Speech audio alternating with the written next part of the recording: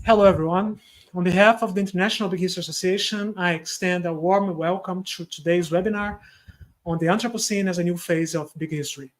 We will explore how human activities have shaped our planet's geological, ecological, and atmospheric systems. And from the emergence of Homo sapiens to modernity, humanity has left an undeniable mark on Earth's history. But what does the Anthropocene mean within the grand narrative of big history? Join us as we delve into this pivotal chapter, considering its implications for our understanding of human civilizations and the future of our planet. Joining us today are the esteemed historian and IBHA founder, David Christian, an emeritus professor at Macquarie University in Australia, and the Anthropocene advocating geoscientist, Emlyn Koster, Director Emeritus of the Royal Tyrrell Museum in Canada. Together, Dr. Christian and Dr. Koster will provide us with insights and perspectives as we delve into the complexities of the Anthropocene epoch. So, without further ado, let's begin. Welcome, Dr. Christian and Dr. Koster, and thank you for joining us. Okay. Thank you very much, Daniel. Okay, it's very nice to see you here. I'll show you an art so that we can talk. Okay, we can start the conversation. Can you set the stage and introduce us to the age and development of life on planet Earth, including the evolution of human life? I think that's the background for our conversation, maybe. Well, Daniel, thank you, and good evening, and hello, David. Pleasure to be with you both on this, I think, important conversation. I'll make some remarks about the information on this slide from left to right. The solar system is 4.5 billion years old. That sounds a very large number, but to maybe get our heads around 4.5 billion, let's remember that there are more than 8 billion humans on the planet.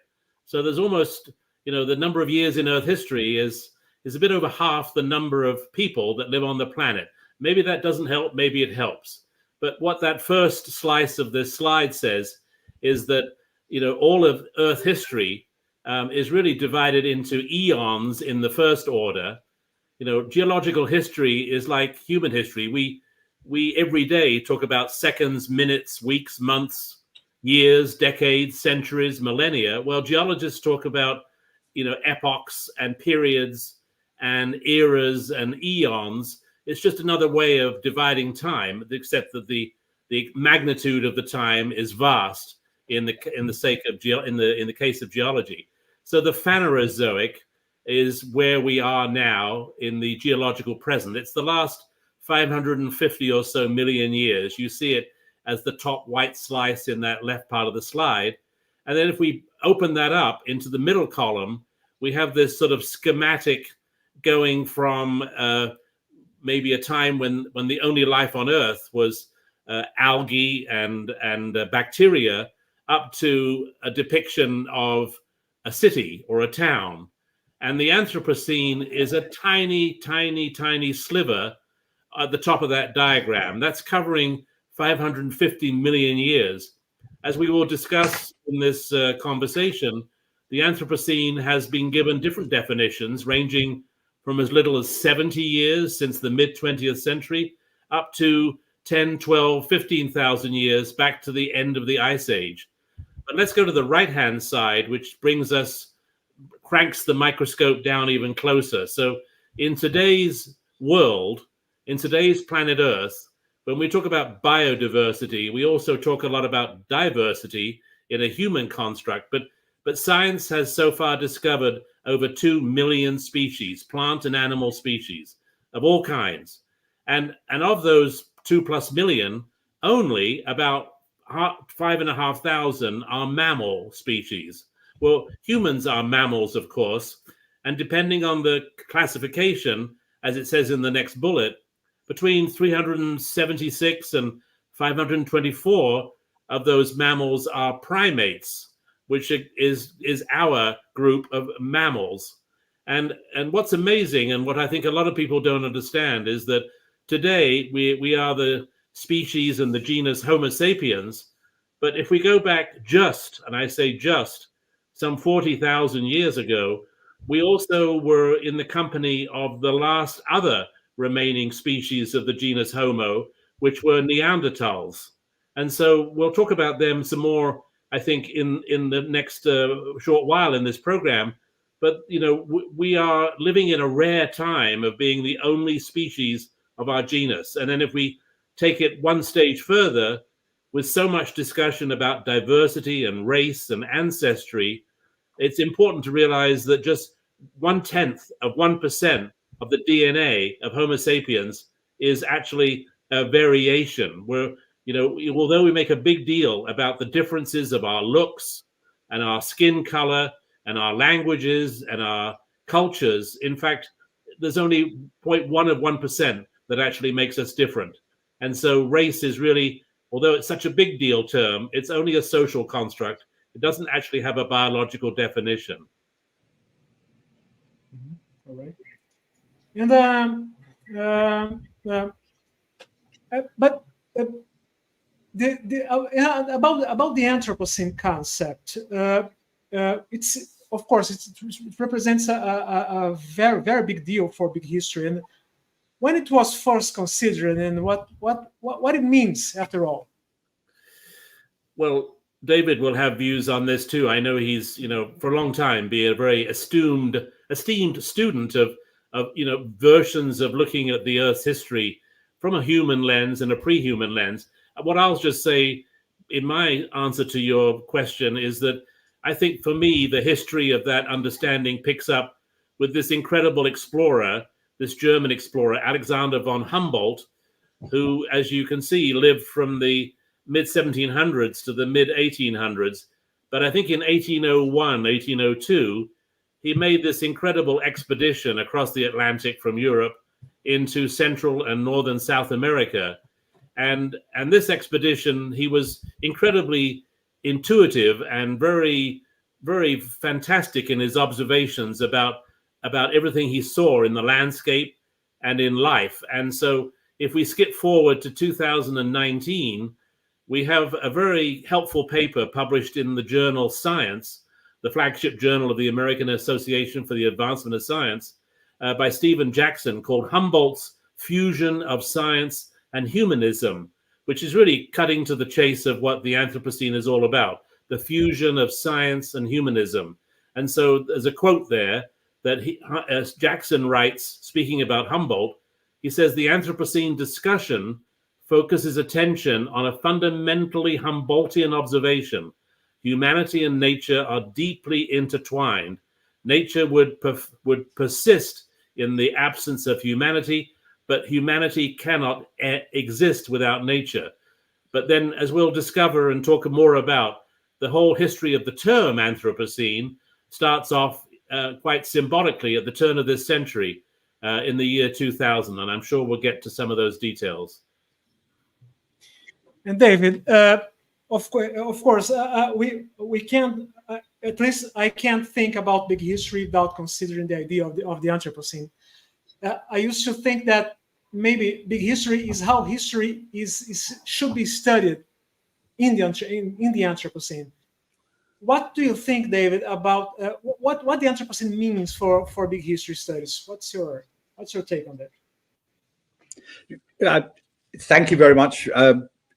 Thank you, Emlyn, for your sort of introductory remarks. And I'm really enjoying getting clarification about how geologists approach the idea of the Anthropocene. Could I make just one very general point, which is that I love the idea of the Anthropocene because it's an inherently big history concept. But one other thing it does, I think, is you mentioned, Emlyn, that von Humboldt helped us sort of see science and the study of humanity as linked.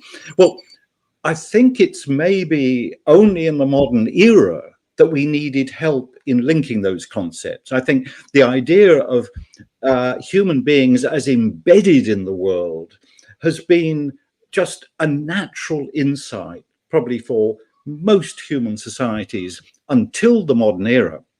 until we began to sort of have so much knowledge that we had to partition it into disciplines and began to think of disciplines a bit like nations as completely separate. So now we're having to relearn how to embed our studies of humanity within the study of geology or the climate system or the planet or the cosmos. And that, I think, is one of the things that big history is trying to do, is re-establish a sense of the interconnectedness of the universe against the huge pressure exerted by modern scholarly disciplines to think of knowledge as separated into completely separate compartments. And now what the Anthropocene idea is showing us is that thinking like that too much, thinking in compartments can be very helpful. It's a necessary discipline, but doing that too much can be dangerous. So, Daniel, I couldn't quite get your question because my hearing is pretty terrible. I hope I've responded roughly to what your question was saying. Yes, you did. I would like to comment just one thing about one thing you said. Would you agree with me that maybe the concept of the Anthropocene and maybe even big history, they are something necessary for people living in society, in disenchanted societies? Because I see no point in speaking about thinking of society and geology and nature, so to say, for people, for example, with I don't know, with traditional Native American background, for example. We were talking earlier about indigenous cosmologies, and don't you think that the idea of the Anthropocene and big history are necessary for people that are disenchanted, Weberian disenchanted? Let me pick up on what David was saying in your question, Daniel, a little bit. For me, there is this. David is quite right in terms of the fusion of science and the humanities, which is not so much of a fusion these days. And I think they started to separate in the human intellect. There was, I think, a major moment in the 1950s when there was a lecture given at the University of Cambridge, which has been very, very well recalled, a lecture by an essayist called C.P. Snow. And he spoke about his concern that the human intellect had separated into two solitudes, he called it, two solitudes, the sciences and the humanities.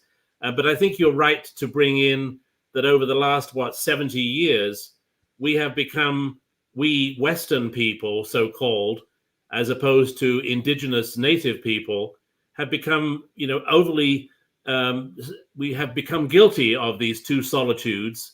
And David speaks about the multidisciplinarity of knowledge, which is so essential. But I think we do need more and more to learn that the nature and culture symbiosis of indigenous people, the first humans, does need to be appreciated more and more deeply the more that so-called Western societies become consumed with a separation of nature and culture.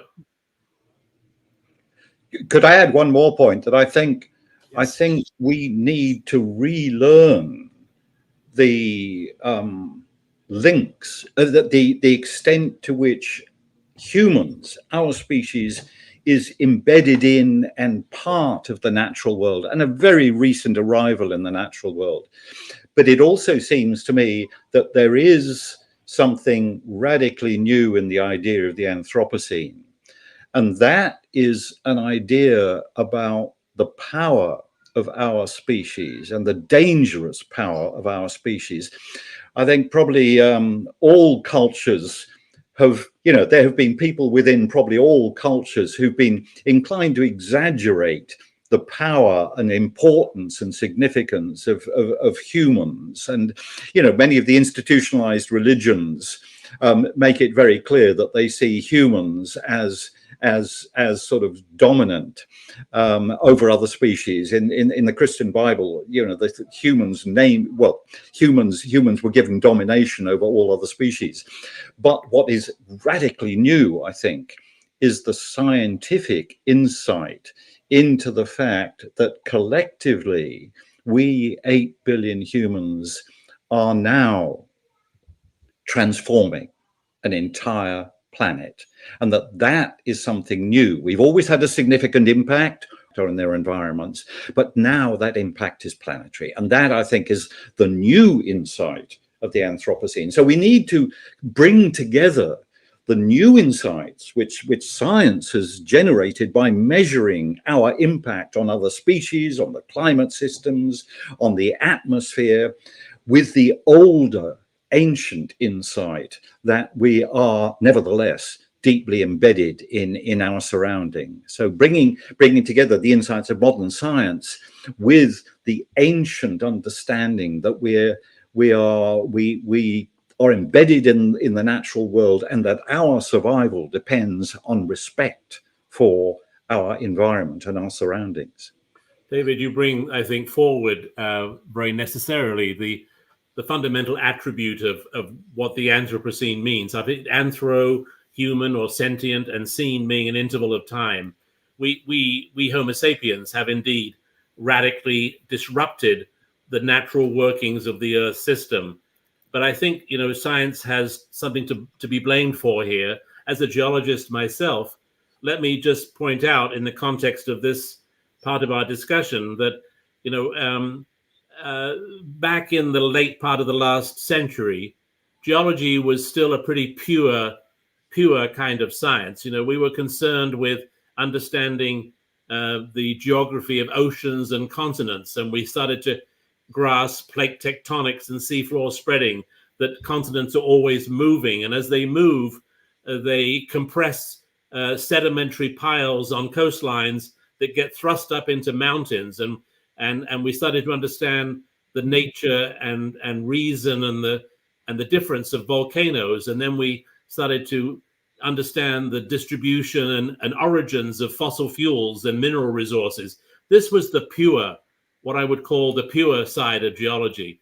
It was not until really the 80s and 90s when we started to develop not just an Earth-centric view, but really an Earth system view, that the solid Earth, what we sometimes call the geosphere, comprising the continents, oceans, and the core and the mantle of the planet, and its processes and how they change things over time, that all has to be seen in concert with the other enveloping shells of the Earth system, the atmosphere, the hydrosphere, the oceans and the rivers, the cryosphere, the frozen part of the hydrosphere in the form of ice sheets and glaciers and tundra, frozen ground in the northern latitudes of North America and Asia.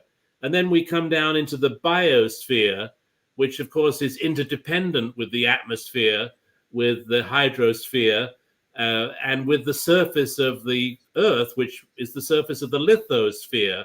And so I think what the Anthropocene is also doing is, although we have so much focus on climate change and extreme weather, we need to, as a geologist, I feel strongly that we need to, and as an Anthropocene aficionado, may I say, I think we need to always try and open out the dialogue and realize that the impacts of humanity on the Earth system have been encompassing, and really no part of the Earth system and its subsystems of atmosphere, hydrosphere, cryosphere, lithosphere, and within that, as we may talk about some more, we could say that the human species has formed a humanosphere, but really that's very sort of very human-centered, because we're saying that out of the biosphere we need to have our own sense of self, and that, I think, is full of hubris, and we do that very, very cautiously.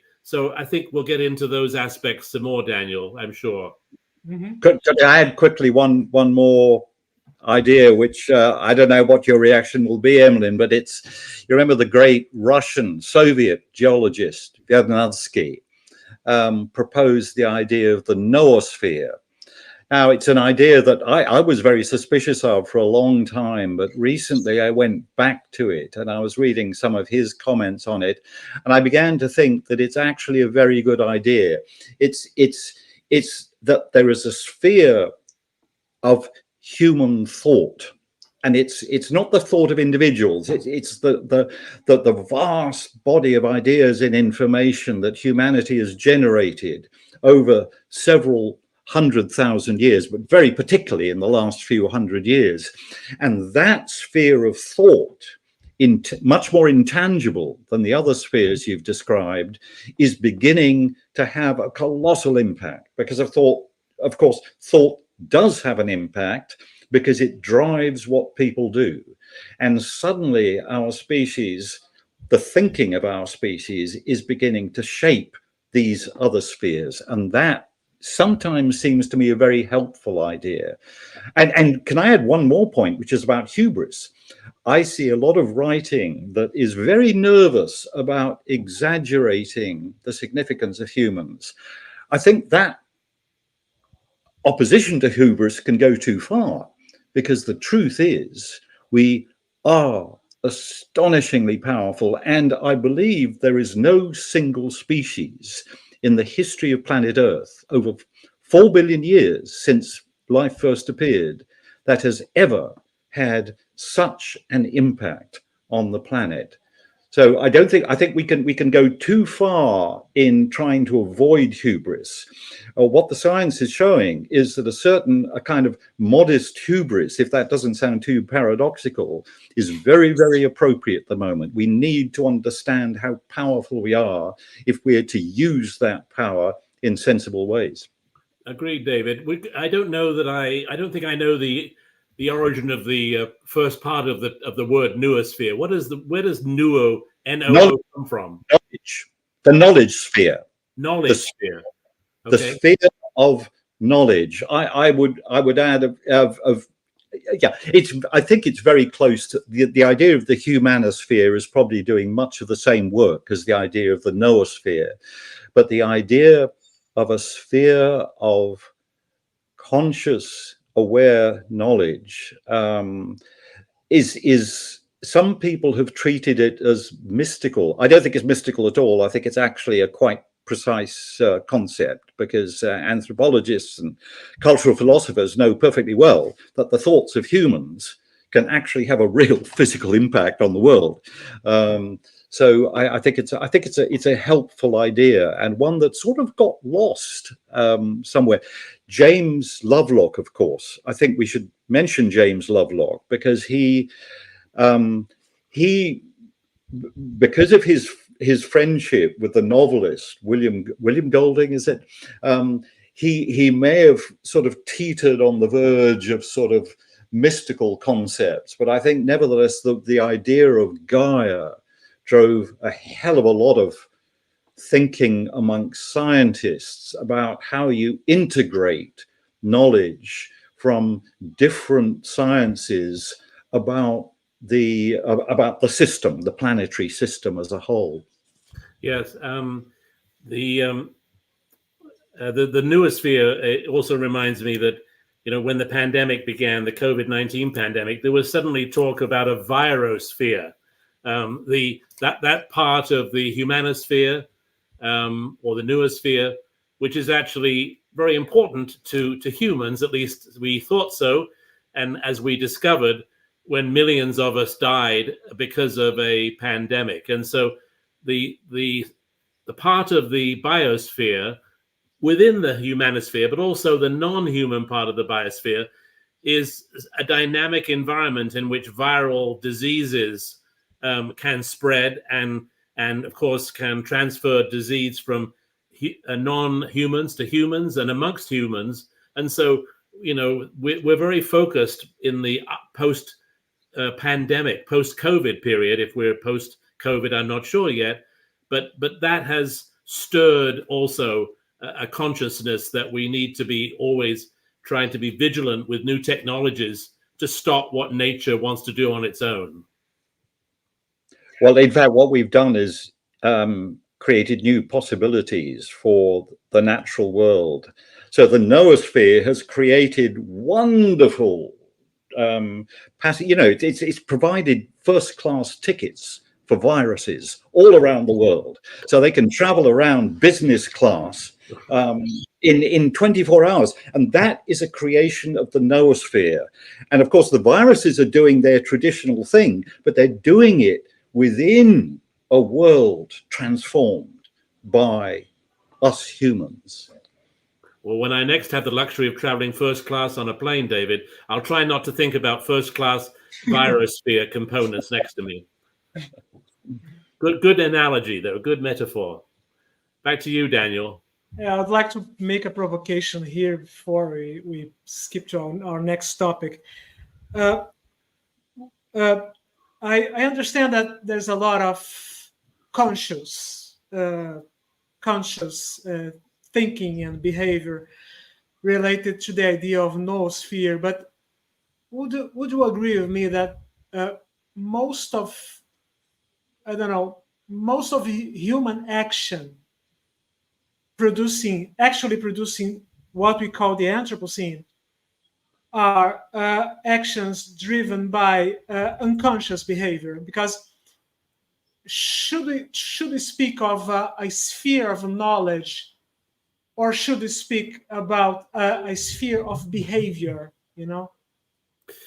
I think that's you raise a very important facet, Daniel, and Yeah. I'm sure David will want to jump in here. Let me sort of answer it through the lens of indigenous people. Some of my writings about the Anthropocene have diverged over to the concepts of being a good ancestor and 7-generation thinking, which are very prominent in Iroquois and Dakota indigenous people in North America. And what 7 generations speaks to is that, and these are alive and well in Australian Aboriginal cultures and also in North American, Native American and Canadian cultures, which is that any one generation is very aware through oral history and through sort of the evolution of the conscience in those societies of what has gone on before and what will go on after. So 7-generation thinking encapsulates that here we are in our own current generation.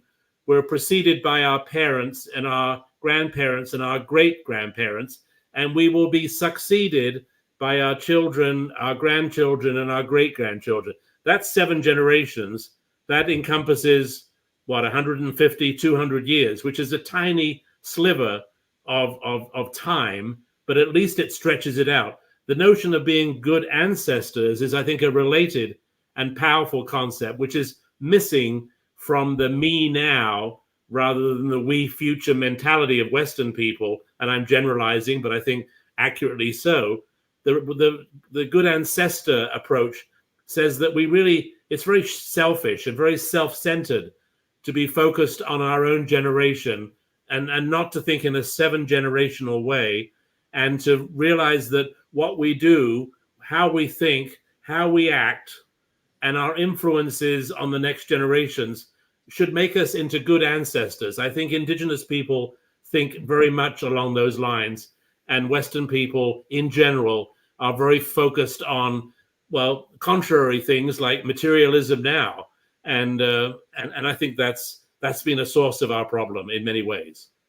Actually, can I put a slightly different side to that, Emlyn? I think I've begun to use this this idea that the press presents an exceptionally bleak account of the way the world is at the moment. And the reason is very clear, is that our neurological systems are designed to react more strongly to bad news than to good news. So that if you want to sell newspapers, you'll give people a frisson by telling bad news. So the newspapers, the media, and particularly social media are full of news about people behaving badly. And of course, there's plenty of news like that. I'm not saying the news is wrong, but I think if you look, there's growing evidence that there is emerging, I think,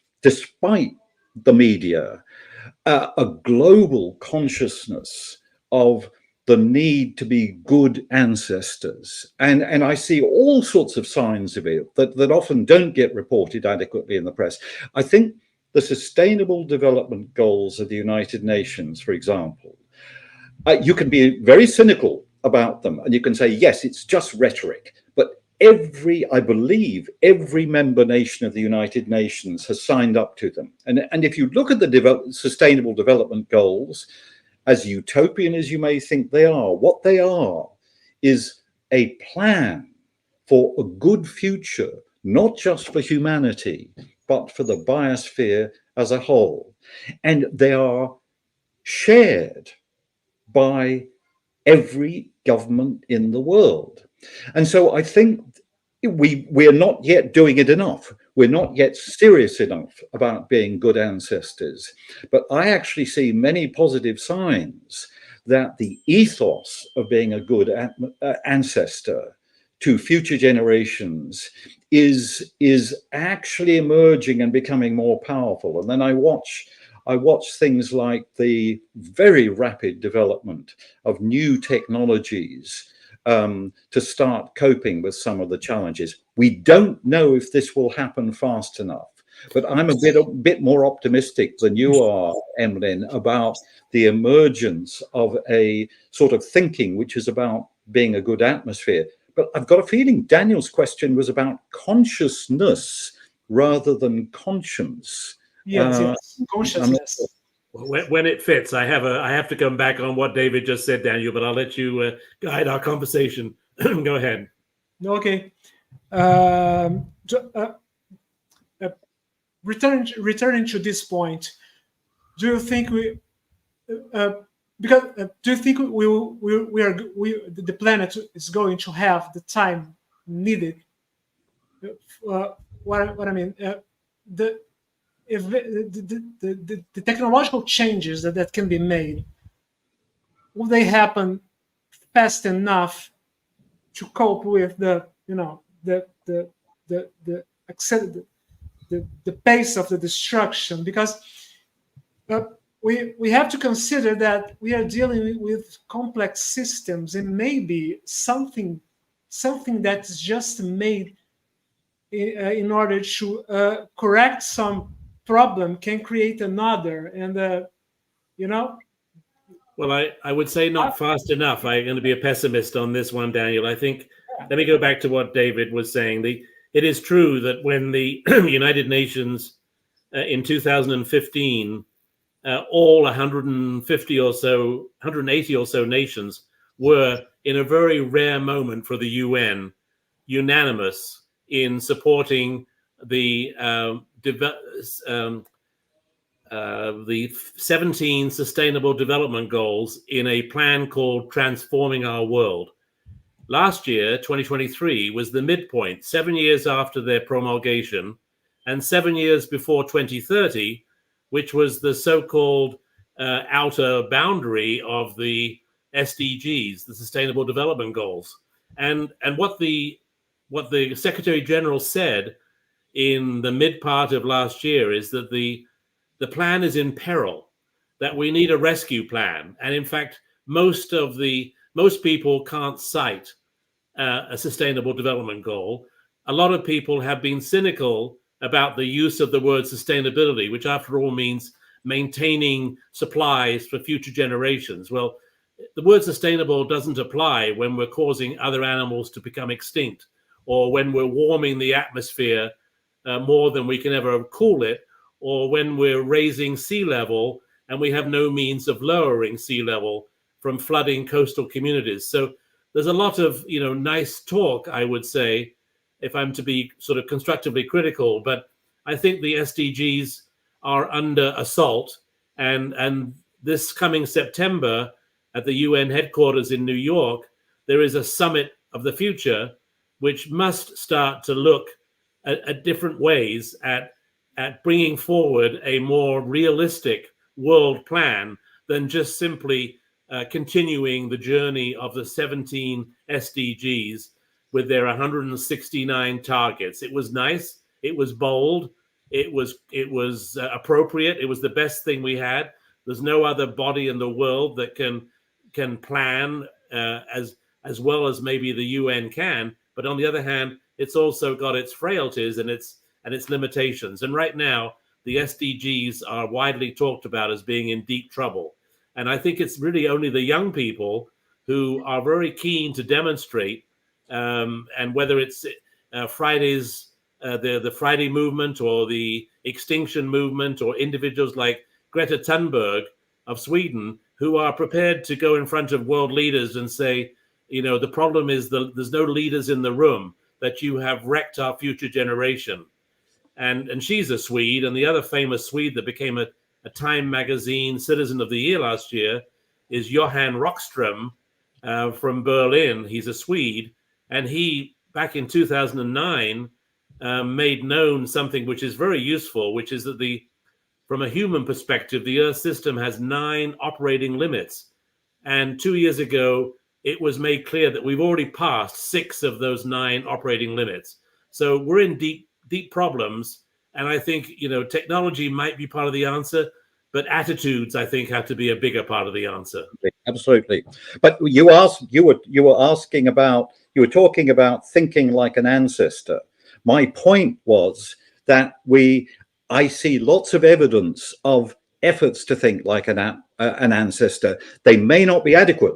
I agree with everything you say, but the efforts to think like an ancestor are not completely absent in the world. There's a lot of that thinking going on. And can I add one more thing, which is that what we haven't talked about really is the speed of change in the Anthropocene. It's like a whirlwind. So trying to figure out what needs to be done is fantastically difficult, and events are getting ahead of us. There's absolutely no guarantees that we'll get it right. But on the other hand, it's absolutely crucial that we don't allow pessimism to cripple us. We think of this as a huge, complex, fantastically complex challenge, and our job is to do as well as we can in meeting that challenge. And I see vast amounts of effort being devoted to meeting that challenge. And I think I think optimism, not a realistic optimism, is an absolutely crucial tool in facing the future. Because I meet people who are so pessimistic about the future that they've given up. They've completely given up. And that is just not helpful. And one more, if I can make, which is that particularly as a big historian, you look at the longer trajectory of human history, the changes in the last 200 years, and particularly 100 years, are so staggering that expecting more change of that nature in the next 100 years, I think, is not being naively what's the term, in love with technology. I think the pace of change in the last 100 years means that expecting technological fixes to go along with changing attitudes is not unrealistic. Let's put it that way.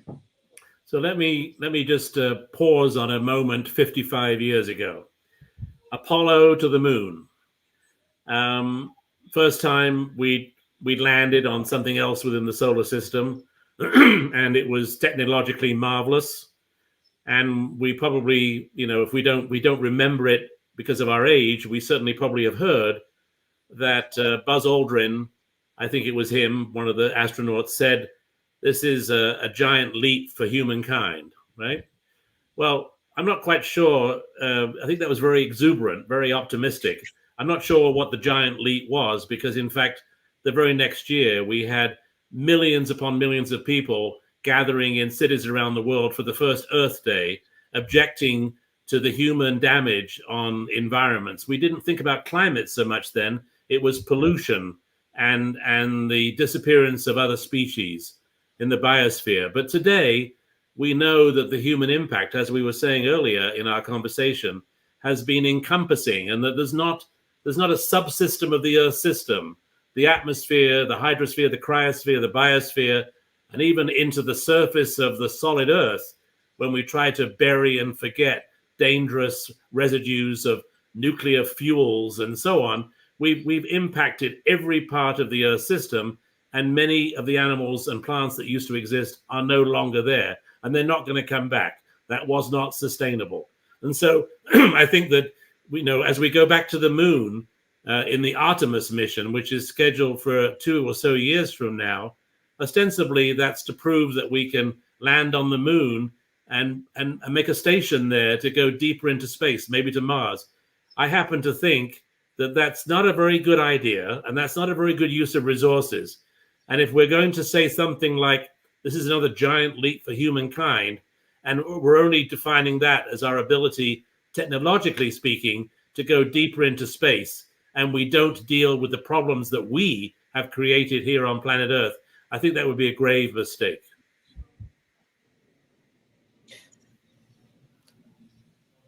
Do you think that what we are experiencing as a species, or as a species formed by so different societies, some of them rich, some of them poor, with all this technology and the power of destruction, do you think that the Anthropocene is an evidence that the Fermi's paradox might be right? That what might be right? The Fermi's paradox, the idea that there might be advanced civilizations out there, but they are nowhere. Yeah. Can I have a go at that? And it's really continuing this discussion. You asked earlier about conscious decisions. Could I suggest, Daniel, a distinction between conscious decisions, which are decisions that are thought about, and planning? Because a hell of a lot of conscious decisions have consequences. I mean, you've already said this, Emlyn, have consequences that are unplanned. So I think to understand, we haven't really asked the question, why the Anthropocene? Why is this species, which we are members of, suddenly so terrifyingly powerful that it may be on the verge of destroying itself and much of the biosphere along with itself, and therefore, fitting into that paradox? Why is that true? And I've been arguing for many years, and I remain rightly or wrongly persuaded by this argument, that we are distinctive on a scale of 4 billion years. Never before has a single species exerted the sort of power we exert on planetary systems. Groups of species, yes, but then that's because each individual species was slightly different genetically. A single species can only have this sort of impact if something cultural is going on, because this is not a matter of genetic diversity, as you've already said, Emlyn. So something new is happening on the scale of 4 billion years. What is it? And I personally think there's a fairly simple answer, which is that brainy species, and we're really talking mammals, if we're talking large brains, but actually most species learn. Even bacteria can learn. So most species can learn. Brainy species can learn and store a lot of information. But all the evidence suggests that even the most brainy species, with the exception of humans, can accumulate information within limits. And those limits are shown by the fact that they may explore a number of niches. They may even enter new niches, but there's a limit to how many niches they can live in. Now, what we can say about humans is that so far, there is no limit to the niches on Earth that we seem capable of living within. And in fact, we now are changing niches. We're creating niches for ourselves. So if that is true, then the key to manipulating your environment for a species is the information you have. So what we have here is a species in which information about how to manage your environment can accumulate apparently without limit. And that is the first time we've seen such a species. Even, chimps, of course, have culture. They can accumulate information, but we have no evidence that chimps can build up, can increase their control over their environments across many generations. So this is what I've called collective learning. And I think its source is very simple. Its source is a system of communication that has crossed a threshold. Once you cross that threshold, so much information is exchanged between individual members of that species that over time, more and more information can be stored and accumulated. Now, once you have such a species, and I think we're the first to have existed in 4 billion years, then everything changes. Because what you can say about that species is wait several generations and its power will increase, and that increase in power will be shown first by exploring new niches and eventually by creating new niches. Now, for the first 100,000 or 200,000 years of human history, that process of innovation, increasing ecological power, stuttered. It was slow. There were reversals. But in the last 10,000 years, it's accelerated. Exactly why? It may be to do with writing, it may be to do with agriculture, we don't know. But so here we have a species which cannot help increasing its ecological power. Now we've suddenly got to the point where this is becoming problematic. I mean, it's been problematic on local scales in the past, communities and land, but now it's problematic on a global scale, and we are rushing to understand how to deal with a level of collective power that has now become dangerous. Sorry for that long riff.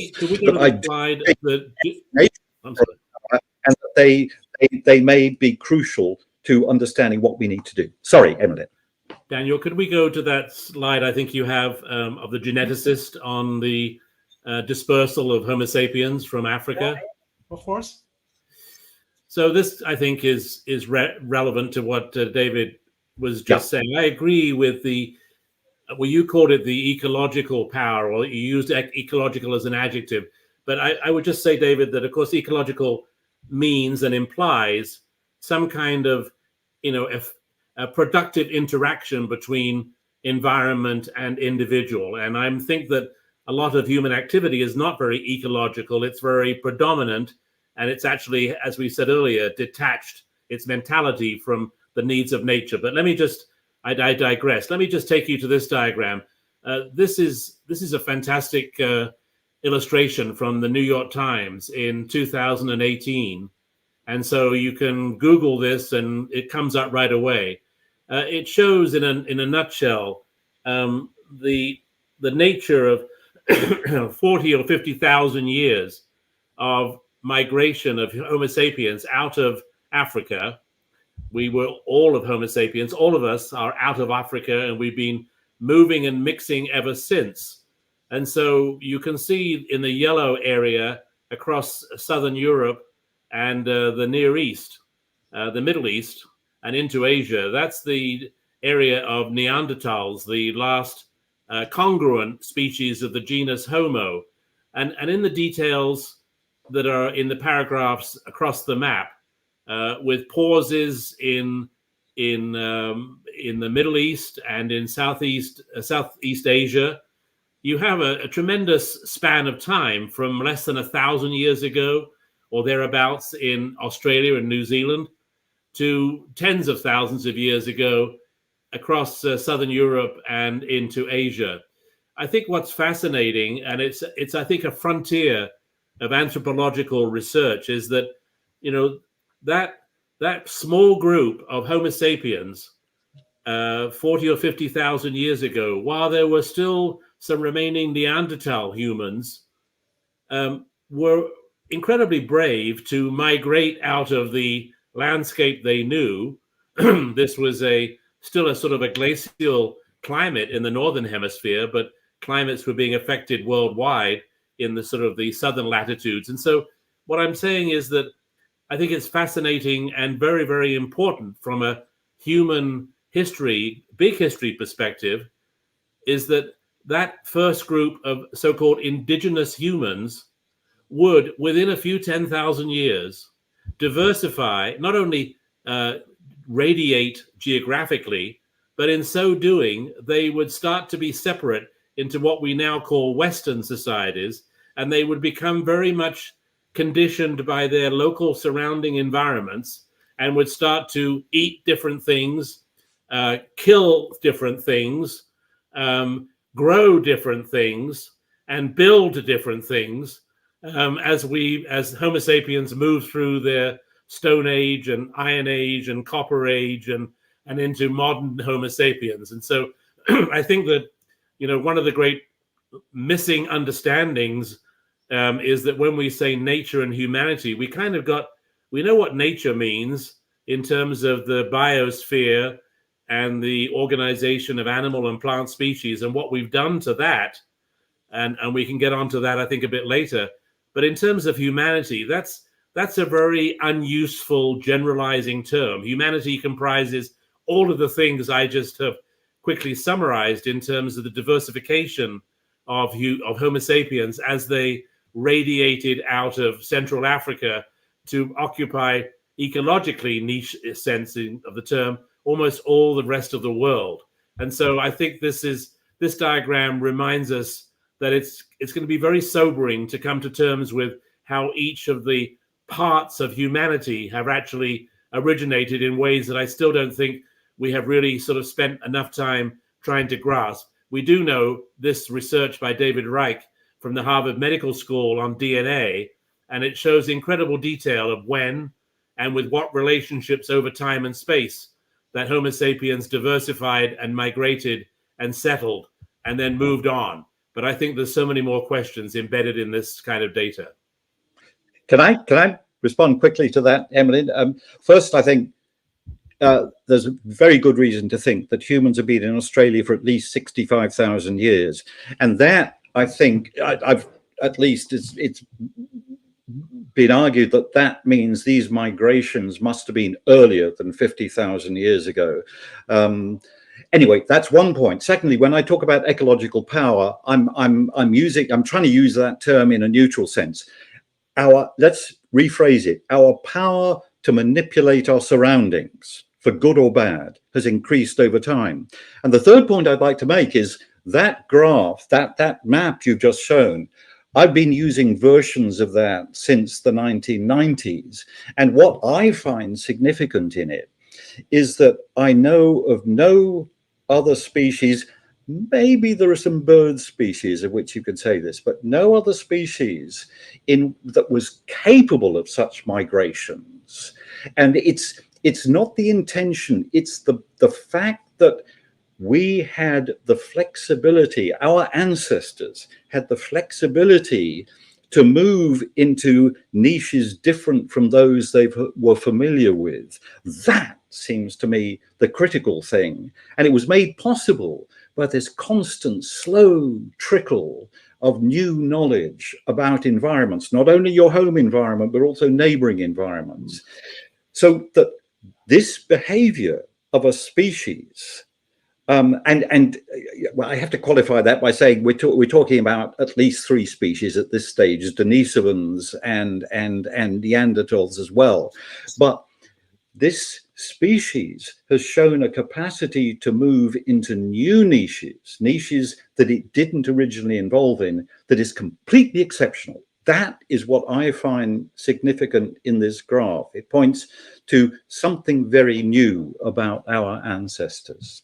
David, to your point that research shows that archaeological finds may turn back by big chunks of time, the dates on that diagram, the world map I just showed, using the example of Australia. I just saw last week a documentary that in the view of anthropologists, is pretty convincing that whereas it was previously thought that Homo sapiens did not make it down to South America until after there was an ice-free corridor between the Rocky Mountains and the continental ice sheets of North America, that impact has been thrown out as probably false by the discovery of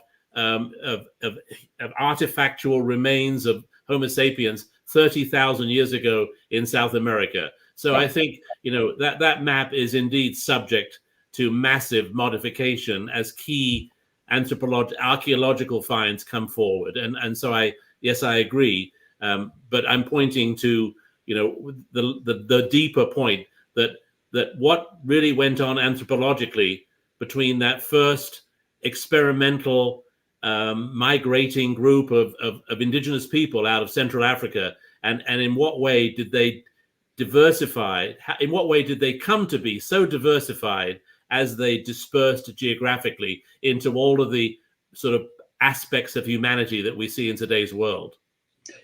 Daniel, sorry, stop me if you want to move on to a new thing. I'll try to make this point very quickly. I've been recently reading my way into a fascinating body of literature that I wish I'd come across years ago. And it's about, it begins with the work of Alfred Lord, singer of tales in Yugoslavia. And it's about orality and the power of societies that don't have writing, and the fact that rituals, dances, songs, poetry, songlines. I've got a book here called Songlines, which is a sort of wonderful introduction to a fantastic series in Australia about indigenous science. That's the most powerful way I can put it. Astronomy, biology, and so on. This body of research is showing how the systematic, conscious, formal use of mnemonic devices meant that even cultures without writing could store, and worked hard to store, a huge amount of information about their environment. So that we should think of writing as a mnemonic. It's a way of storing information. It's a peculiarly powerful one, and it may have accelerated processes of processes that allowed us to store new information. But even societies before 10,000 years ago almost certainly had a capacity to systematically, consciously store, preserve, and transmit to later generations information about the environment. It's often embedded in language or stories that we moderns find cute. But one of the reasons we find it cute is because the only stories that were ever told to anthropologists were the stories that were made available to the public and therefore to children. So they're the equivalent of children's stories. The serious information in oral cultures was very often available only to initiates, and that excluded the anthropologists.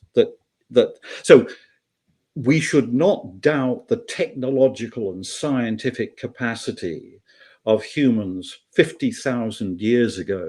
And that takes me back to my point about collective learning.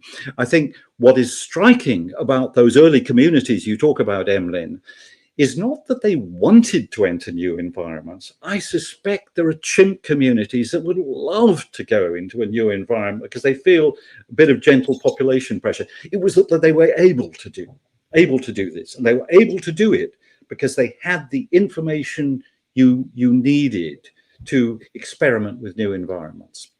Just a quick illustration. When I was very much into IMAX films, I was fascinated by one made by a German film producer on revealing incredible behavior by chimpanzees who we like to think are gentle, loving, and all the time gentle, loving creatures. But this documentary followed the determination by one troop of chimpanzees who, bearing sticks and bent over, looking like commandos, were charging through the forest because they were annoyed that another neighboring group of chimpanzees had invaded their territory. Yeah. Back to you, Daniel. Okay. We have one hour of conversation, so I'd like to talk now about the controversy of the year. I believe, at least, was the rejection of the Anthropocene as a geological epoch by the International Commission on Stratigraphy. What's truly at stake? What do you think about that? Well, it certainly is a major event, and one that I've followed and I'm writing about right now with colleagues from Cambridge and London. So it's a big story. It's a very big, unprecedented development, not only for a term to be, quote, rejected, and I'll come back to what that meant in a minute, but also for the proponents of the term that was rejected in the hierarchy of decision-making processes within a profession of geoscience globally, that they were distressed by the decision to reject what they had proposed. And so this burst into international news on March the 4th and 5th, when the news broke that a group called the Quaternary Subcommission. The Quaternary is the geological term for the Ice Age. Each part of the geological timescale, whether we're talking Cretaceous, Jurassic, has its own working group that constantly monitors changes and developments in terminology, stratigraphic terminology, chronostratigraphic terminology, the layers of sediments and how they tell time. And so in 2002, a Nobel laureate chemist, Paul Crutzen, and then a limnologist, an American limnologist. Limnology is the scientific study of lakes. Paul Crutzen and Eugene Sturmer proposed to the International Geosphere-Biosphere Program, which was a relatively new body. It's the forerunner of the group called Future Earth today. They saw that the Earth system was showing serious human impacts in terms of particularly the atmosphere and climate change, as we would now say it, the greenhouse effect, as well as environmental damage, which they were concerned about. So they thought that the term Anthropocene was appropriate, and that we were now living in, quote, the Anthropocene.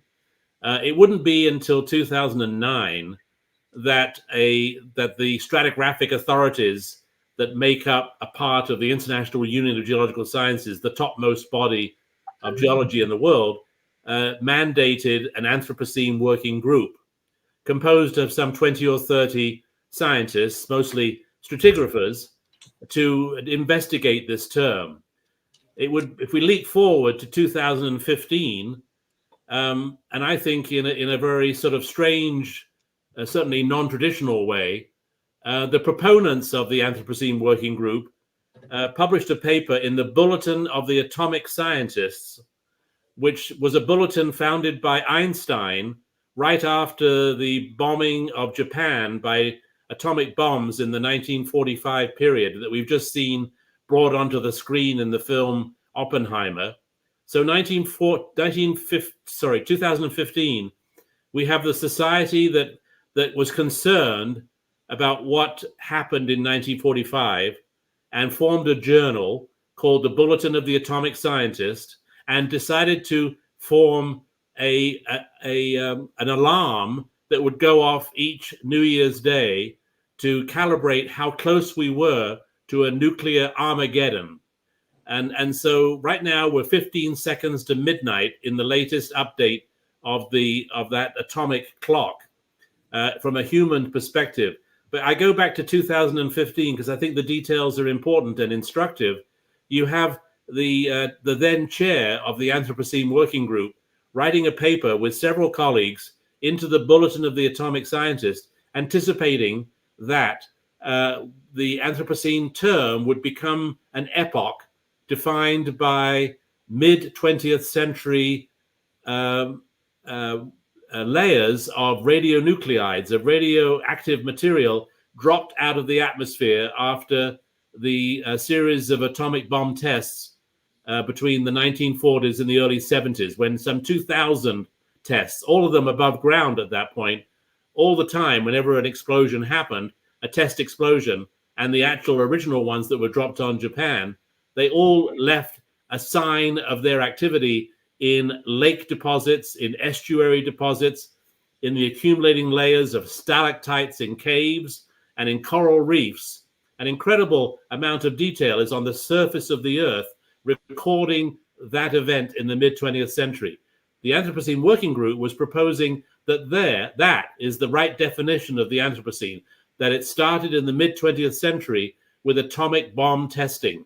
Well, no, that's not what the group agreed to in the decision that was made in early March. They said that's not a useful definition, and that we need to actually allow the Anthropocene to instead characterize the entirety of the accumulating and ongoing disruptive impacts of Homo sapiens on climates, on environments, on ecosystems, and just about everything, whether you include plastic waste and pollution. Everything that humans have done to alter the natural state of the planet is encompassed in the successor term, which had already been defined, which now becomes the term called the Anthropocene event. So the Anthropocene event starts before the Ice Age ended 12,000 years or so ago, when humans started to control the other megafauna. They probably caused the extinction of woolly mammoths and other megafauna over time, giant bears and giant sloths and so on. And they would in turn incrementally start to alter the environment of their living quarters so thoroughly that we have the exponential rise in anthropogenic impacts on the planet that we now see. The epoch idea from the mid-20th century didn't do that justice. The Anthropocene event idea that's now becoming the successor idea, already defined, but now is the default definition of the Anthropocene. That, in essence, is what's happened. Are there dates attached to the Anthropocene event? No, it's in terms of other events in Earth history that are called events in Earth history. They don't necessarily have a precise beginning, David, but this is a new kind of an event by not having a natural cause. It's caused by a species, in our case, the human species. And so its beginning is coincident with that series of changes that occurred as humanity started to become the predominant species in the biosphere, to the point where we started to alter the surface of the Earth. We started to change the course of rivers. We started to cut down forests. We started to take wild animals and turn them into agricultural livestock. We started to dam rivers. We started to create reservoirs. We started to build communities and cities. We started to build transportation infrastructure. We started to drill for oil. We started to find natural resources. And all of these and many more changes over time, each of them having probably a positive effect in terms of the well-being of humanity, but certainly in terms of their negative impact, clear consequences, all of that, which is a gradational but accelerating change over time, constitutes the Anthropocene event. Of which we're giving, I think, a very understandable but very inordinate focus on climate change. And I think Daniel has a couple of images that we can show in due course that talk about the impact of climate change on well, not only on all of the Earth system. This one pertains. It says humanity has impacted all shells of the Earth system and delivering us into a crucial moment in the continuity of time. And that thumbprint on the left is from a pioneering 2015 exhibition called Welcome to the Anthropocene, The Earth in Our Hands, that was at the Deutsche Museum in Munich in Germany, pioneering in its own way, but not really confronting the negative, detrimental effects that humanity was having on the Earth system. So for me, we can't look at the atmosphere without looking at its impacts on all the other spheres. And I think, Daniel, if you allow me just to go to the slide that shows that one, for example, which is also from the New York Times in 2014, actually I think earlier than that. The book Sixth Extinction comes out in 2014, but already this is 10 years ago now. We'd lost to extinction 13% of the birds, 25% of the mammals, and 41% of the amphibia, who are most susceptible because they lay their young in water, and if the water is polluted, that obviously affects the sustenance of the species and of the genera. So the impact of humans has been immense, and I think if we go to the one on sea level change, lastly, which I'm not sure what number that was, Daniel, I think it was probably the last one. No, number. That's the last slide. Okay, I'm sorry. Then I don't have the right one. Okay, it doesn't matter. So the effect on the world map, the one, if you could show that, I think it was slide 7. No? Okay. All right. There's a world map in this series somewhere which shows the vulnerability of the world's coastlines, coastal wetlands, deltas, cities that are built within a few feet or meters of sea level, with the transfer of the world's water from above sea level in ice sheets and in glaciers. And the part of that cryosphere that's of most concern is a huge part of the Antarctica ice sheet, which alone could raise sea level by the end of the 21st century by several feet, which is enough to be catastrophic to vulnerable coastal communities. So it's that effect of climate change, in addition to extreme weather. But it gets very serious when we literally have to move from where we're living to be more inland and to higher ground. And it's not surprising that a book came out last year called Nomad Century about the predictions of how much of humanity is going to have to migrate to higher ground inland in the next century, and centuries plural. I was thinking here, if the Anthropocene has become, at least to the International Commission on Stratigraphy, has become an epoch, not an event. An event, not an epoch. And if it comprises the entire history of humanity, wouldn't it pose a threat to the efforts of climate activists, for example? That's a concern because the idea of the Anthropocene, it's very important for climate activists, especially if they can frame the Anthropocene as something that emerges with capitalism or the industrial revolution, or etc.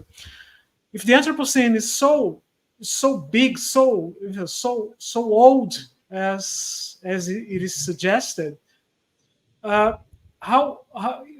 what problems it could create for climate activists? Well, I appreciate the point you're making, but let me in fact just point out that in all of the conventions of the United Nations, called the Conference of the Parties, the last ones being in the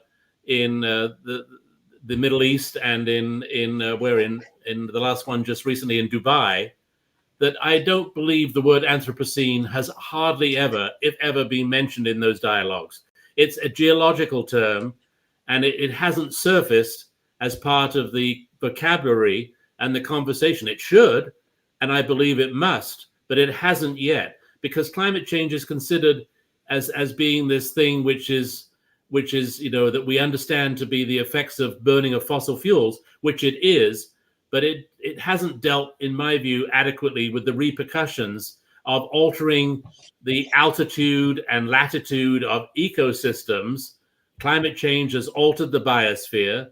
It's causing animals to have to move, and in many cases not successfully moving and being rendered extinct. We've also got the problem of rising sea levels, as I just mentioned. And so I think that the Conference of the Parties, the COP meetings, as they're called, which are massive affairs. The one in Dubai was attended, I think, by 90,000 people, and most of the states in the world, the countries in the world, were represented.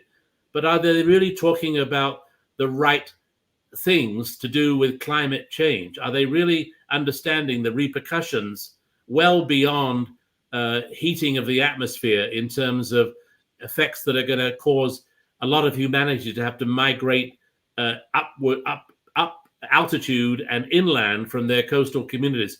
Already cities like Kuala Lumpur in Indonesia are actively planning a more inland location for the city because they're getting tired of flooding so much. Miami is also, Fort Lauderdale, New York City. There's loads of coastal cities that are being really vulnerable to sea level rise. And this has to be an impact that needs to be discussed at these global convenings every year called COP, Conference of the Parties. It sounds, they're not really addressing some of the core issues in my view. So point is that climate change proponents do need to know about the Anthropocene, but they also need to know that it's not equal to the Anthropocene. The Anthropocene is the cumulative and ongoing, pervasive, predominant adverse impacts of Homo sapiens that started way before we started to be concerned about climate change.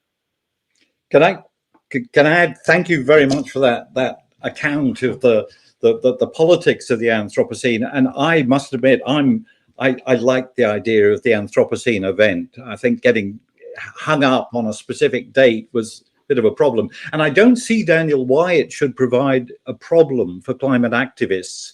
If you use the metaphor of a long fuse, that might capture it. I mean, the fuse was lit, well, at least 50,000, I suspect a lot earlier.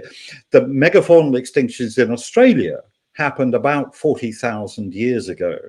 So we know that there were, is it Paul Ruddiman who's been arguing for 20 years that humans had a very significant impact on global climates 2,000 years ago, and you can measure those impacts on what there are records in the Greenland ice of the industrial activities of the Roman Empire.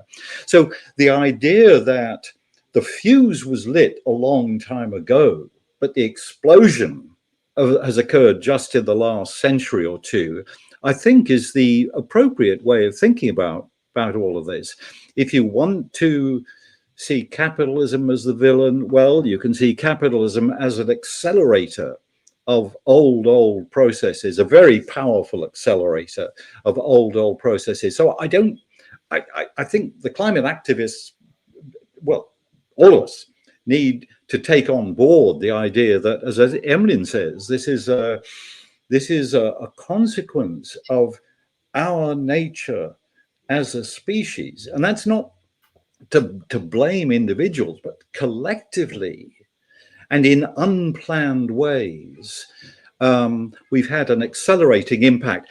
Daniel, could you put up the one slide I sent, which is from a recent argument? And it's a naive project. It's trying to argue that there is a sort of graphic shape to human history, and you can measure growing impacts. So this actually measures population, but I'm using population growth as a sort of very rough surrogate for human impacts. And the point of the graph is simply that one way of thinking about human history is as a slow and accelerating increase in what I earlier called human ecological power and impacts. And that acceleration has become exponential in the last century or two, and that's what has generated the discussions about the term the term Anthropocene. And from a big history perspective, I think what is fascinating here is that we know of no species of which you could draw a graph like this apart from humans. And secondly, it suggests a wonderful research agenda for historians and anthropologists and prehistorians, which is looking for the kinks in this graph, the points where suddenly there was a sort of kick forward. The end of the last ice age and the beginnings of agriculture is almost certainly one of those points. So is the fossil fuels revolution. David, I think that's a great explanation. And you're reminding me that when Paul Crutzen, the Nobel climate scientist that I mentioned earlier, when he wrote his now very famous one-page paper in the journal Nature called Geology of Mankind, he was very convinced that the Anthropocene, a term which he was proposing already, should start with the Industrial Revolution. But there was a quick pointing out that the Industrial Revolution was firstly not a global event. It was a very Eurocentric event.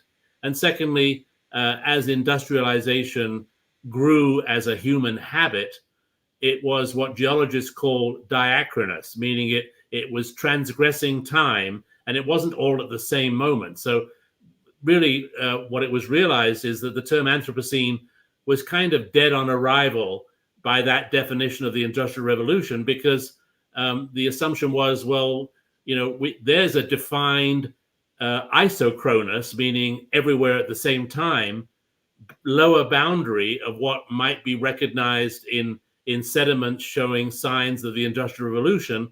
But in fact, it's a line which slopes across time. And so what the epoch required, which was satisfied in the mid-20th century fallout of atomic bomb testing residue, was an isochronous boundary. It was a golden spike, as geologists like to say. But in fact, the Industrial Revolution, which had been proposed, was, to use your answer just now, was just one of those many kinks. It was a particularly pronounced kink, but it would be succeeded by other bigger kinks, and it was preceded by other lesser kinks. And I think that's the understanding that hopefully world leaders and attendees of the annual climate conferences start to grasp, is that this has been a cumulative and intensifying and ongoing calamity, really, for the natural state of the planet, in which humans have become a predominant species that don't, in large measure, understand the impact they've had.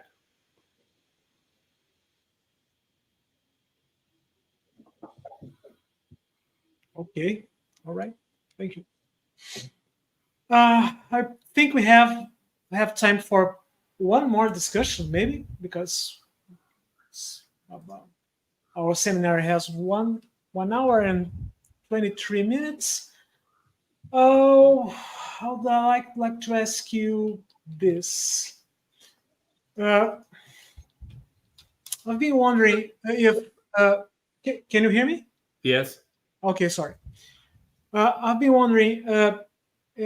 The Anthropocene has produced a lot of different objects of analysis in big history, but and in environmental history, etc., etc. But we have many things that can be analyzed and discussed and studied under the Anthropocene umbrella.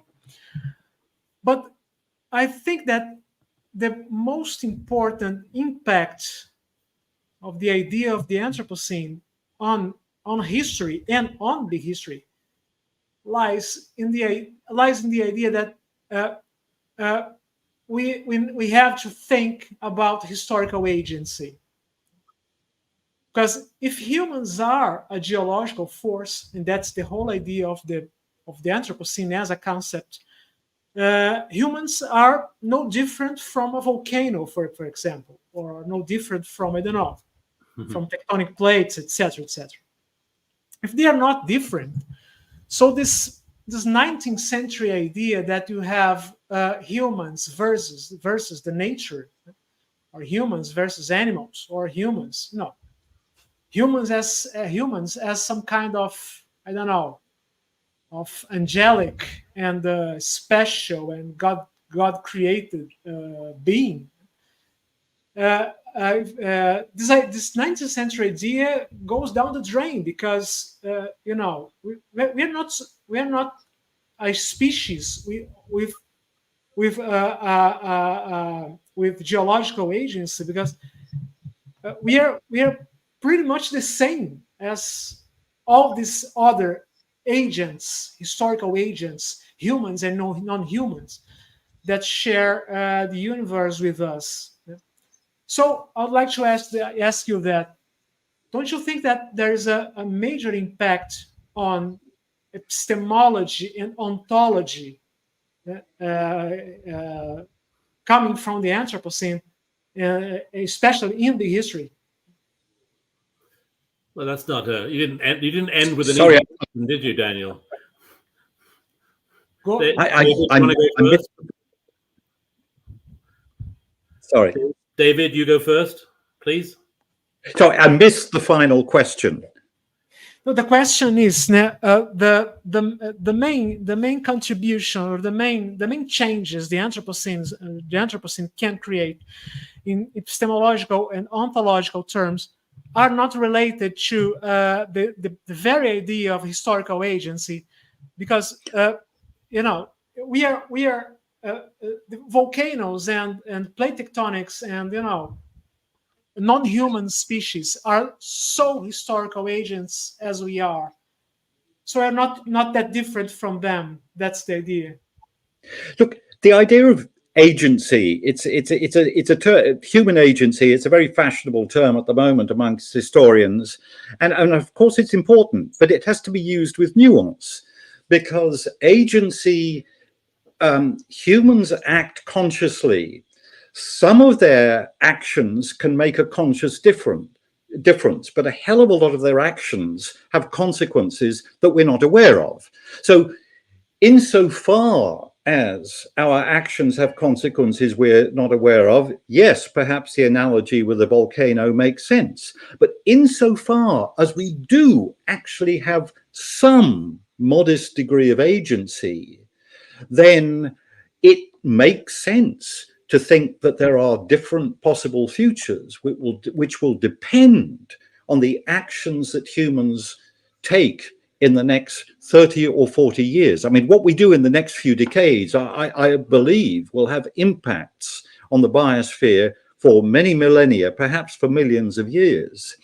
And can I, Daniel, do you mind if I riff briefly on the future? Because I've written a book on the future. And the other aspect of the Anthropocene is what kind of future scenarios it may suggest. Now, if I'm right that it is in the nature of our species, not because we're radically different from chimps, but because of one rather small but spectacularly significant difference, an increase in our capacity to share knowledge that takes us across a threshold and allows knowledge to increase across generations. If that is intrinsic to our species, then certain things follow, which is that on a long trend, not always on a short trend, but on a long trend, we expect human ecological power, technological power, whatever you want to call it, to increase. Now, one of the consequences of that is that just as on that map that Emlyn put up, humans left the environment in which they evolved and spread around the Earth. Eventually, I think the logic of that suggests that we will spread to other planets. And one way of thinking about that is that planet Earth has become conscious in the limited sense that decisions that will have a huge impact on the Earth will be taken partly as a result of conscious thought.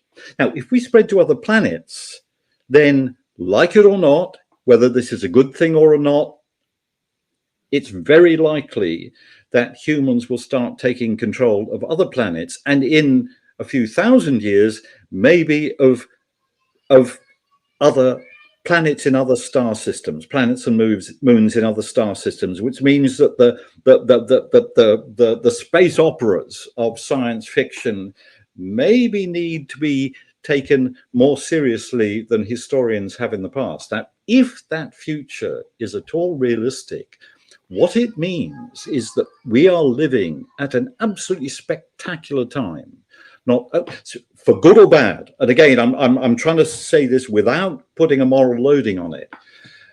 A point at which things are happening on this planet that may, when looked back on in several thousand years' time, look significant, not just on the scales of planet Earth, but on galactic scales.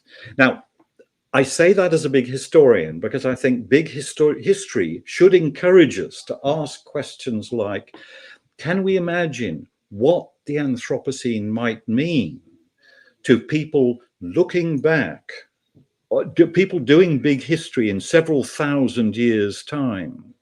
I think those sort of questions need to be asked. And that assumes, of course, that we'll get through the bottleneck that you referred to earlier, Daniel. For what it's worth, I'm fairly optimistic about that, but of course we just don't know. So sorry for that riff, but I wanted to say that because I think that is the sort of question that the Anthropocene raises for those of us who are intrigued by the big perspective of big history. Fascinating perspective, David. What I just choose to add to this very provocative and evocative question is, I'm thinking that next week, you spoke about thousands of years into the future. Next week, a total eclipse of the sun crosses the United States and maritime Canada. And we know that eclipses, lunar or solar eclipses, partial or total, freaked early humans out because there was no way to understand what was happening. In the same way, I think anthropological research, as I understand it, has also sort of shown that when early humans, early Homo sapiens, maybe early Neanderthals, when somebody died or when somebody was born, there was no way of understanding what actually was happening. Where did this child come from? Where does this now dead, lifeless body go? What is the meaning of these events in terms of 7 generations and good ancestry and so on?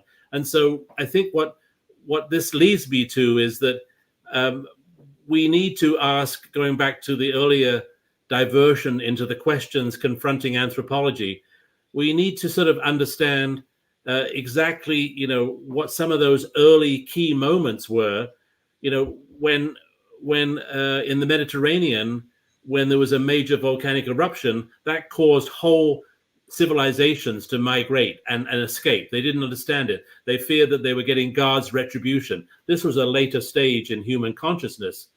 Same with volcanic eruptions and earthquakes and so on. Now we understand, at least a lot of humanity understands, the why and the when and the what of earthquakes and volcanoes.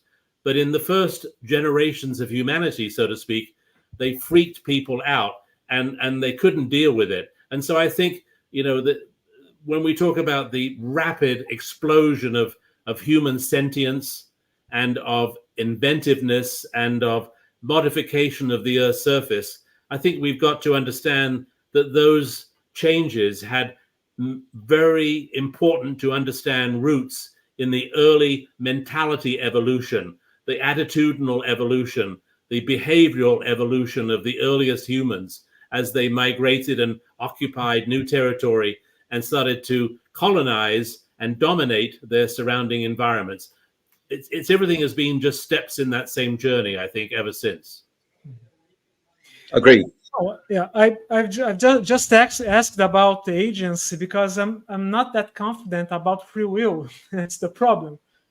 Because if you associate agency with free will, and if you consider that free will might be an illusion, you're not that different from ants, for example.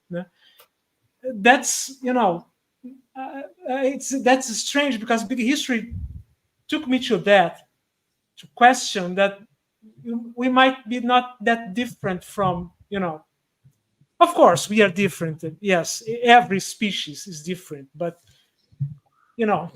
Well, it was Edward E.O. Wilson, the famous biologist, who coined the controversial term social behavior and social biology, using, of all things, ants to demonstrate, the ability of living organisms to organize for greater effects than any one individual could do by themselves. So maybe this is a long way from the beginning of the Anthropocene, but maybe we could draw this to a close looking at the tiniest of organisms, that of ants, and what E.O. Wilson told us about the social behavior of ants.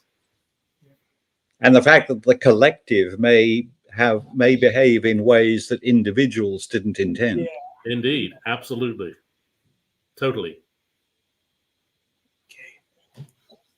So I have a last question, and that's the last one. Yeah, I will do that. Do you think there's a good Anthropocene and a bad one? What do you think? David, you go. There's something. Well, I argued exactly that, because you referred briefly and in passing to the huge changes that the good impact on humans, on many humans, of the Anthropocene,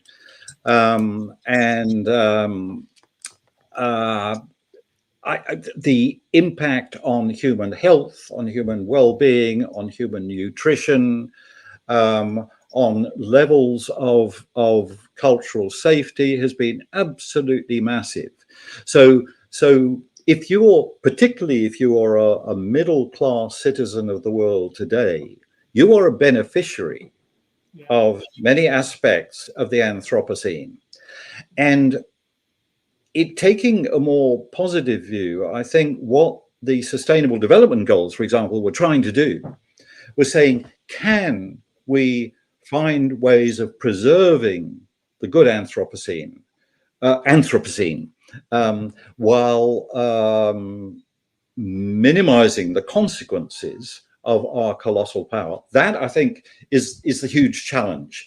It may be an impossible challenge, but I think it's a challenge that we probably need to take on, because the alternative is to say, sorry, future generations, your life is going to be grossly impoverished, and I'm going to carry on living this way for the rest of my life. The term good or bad, in my last word for this fantastic conversation, Daniel and David, is that in one of the first issues of the journal, the scholarly journal Anthropocene, about 10 years ago, I think now, a Canadian author had in his title of his paper, he basically said, will there be a good, a bad, or an ugly, a good, a bad, or an ugly Anthropocene? And I think what he was meaning was that, let's start on the positive. It'll be good if we learn and react responsibly to the impacts we've had. It will be ugly if we never bother to ask the questions we should ask ourselves and fall inadvertently into a terrible future. It'll be bad if we kind of do figure it out, but still don't do what we should do. And I think the jury is out. Greta Thunberg, for example, the Swedish activist who started off being an activist when she was a youth, a teenager, and she's now, I think, a young adult. She, for one, is pessimistic that we're not going to learn, and the leaders in the room are not capable of acting and reacting and thinking responsibly. That's it. Okay. So that's it. That's the end of our webinar. I'd like to thank you very much. Thank you, David. Thank you, Emlyn. I hope you can join again to keep this conversation going. And thank you very much for you and on the audience. And if you have any comments, you can send to us, and we can answer your comments. Thank you very much. Have a nice. Thanks to the IBHA. Thank you. Yes, thank you. Thank you, Daniel and Emlyn.